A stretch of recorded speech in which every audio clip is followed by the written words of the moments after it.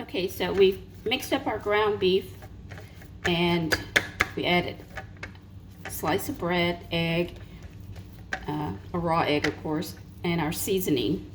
And now we're just going to shape this into a little mini meatloaf, and then we're going to put it in the oven. And you just shape it into the shape. It's called a meatloaf, so obviously you want it to be in the shape of a loaf, but if for some reason you didn't, then you could put it in some other shape. And yes, this pan is way too big, but this is the pan I actually have. I don't have a smaller one. So this is what I'm going to go with.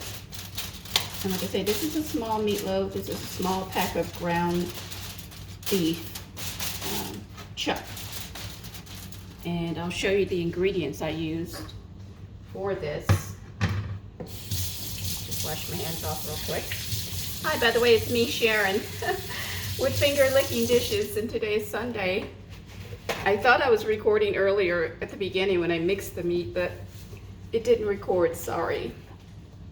So here's what we use to season it. Of course, we use salt, a little accent. I like to put a little tenderizer on my meat, black pepper, and I use this McCormick meatloaf seasoning. This has 30% less sodium. So it's seasoned and ready to go. Let me see if I can get you a little bit closer and you can see it.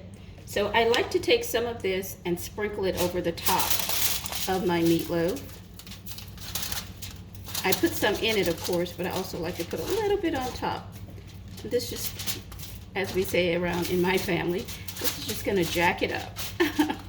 Which means it's just gonna be a little bit tastier. Now, one of the things I do recommend you do is you wanna taste this before, but obviously you can't taste it raw, so I just fry up a little piece. Scrumptious. And make sure it's seasoned to my taste before I put it in the oven. Okay? Excuse me for chewing. That is very tasty. Okay, so we're gonna bake it at 375 degrees for about an hour. I'm gonna wrap it up with this foil. I like to use foil because I like to keep those juices in there, and then when I put the ketchup on it, it kind of mixes together. So I do this when I do steak or chicken or anything. I just like the foil on top of the foil pan. And yes, the pan is a little big, but that's okay. We're gonna go with it anyway. So we're gonna put this in the oven at 375, depending on your oven, of course, for about an hour, maybe a little longer.